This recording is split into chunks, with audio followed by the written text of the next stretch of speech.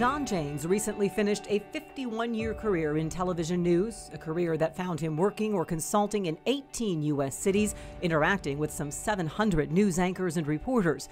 He was the longest-serving news director at WIBW-TV in Topeka, Kansas. He retired just 2 months short of 24 years in June of 2023.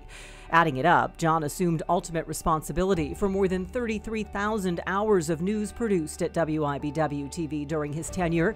Under John's direction, the station won 3 Midwest Regional Emmy Awards and numerous Kansas Association of Broadcaster News Awards. John's leadership contributed to WIBW winning Kansas Association of Broadcasters Media Market Station of the Year 11 consecutive years. John served in the U.S. Air Force for 3 years and is a Vietnam-era veteran, serving a year at Udon Royal Thai Air Force Base in Thailand in 1973 and 74. Before John's WIBW career, he was a news photographer in San Diego, California, an Iowa State House bureau chief, a news director covering news in Missouri, Illinois, and Kentucky, a corporate news consultant for 6 television stations, and an executive producer in a Minneapolis-based nationwide cable news service. John received his broadcast journalism degree from the University of Iowa and a master's degree from San Diego State University, where his thesis was entitled Public Attitude Toward Television Coverage of Student Protest. Published in 1972, his thesis was based on his experience as a reporter-photographer covering Vietnam protests at the University of Iowa in May 1970. John and his wife, Linda, have been married for 30 years and have 4 adult children and 8 grandchildren. One of the highlights of John's tenure at WIBW was that Linda worked with him at the station for 10 years as a sales assistant and receptionist.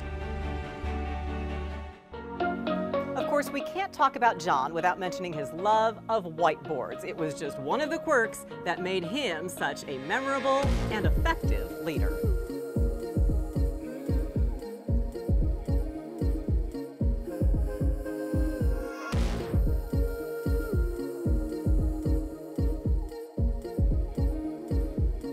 John was the ultimate multitasker. He always had to be doing something.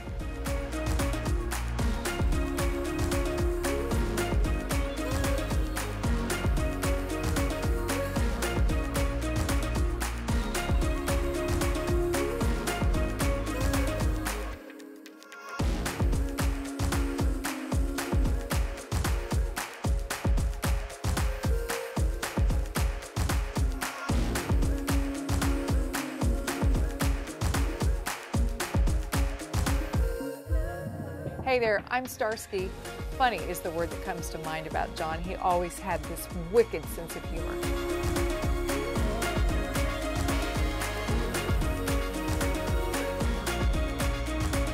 For all of these attributes and a few inside jokes, congratulations, John. Welcome to your well-deserved place in the Gold Circle. In all of my TV jobs over 51 years, my biggest reward was recruiting, hiring, and training numerous young journalists right out of college and watching them achieve their goals in a TV news career. And after working in 18 cities, the stories are endless. The news anchor and sports anchor fistfight in the newsroom in Minnesota. My weekend anchor in Missouri who fell in love with a federal penitentiary inmate and married him. That extremely close call after trying to get in front of a West Coast wildfire.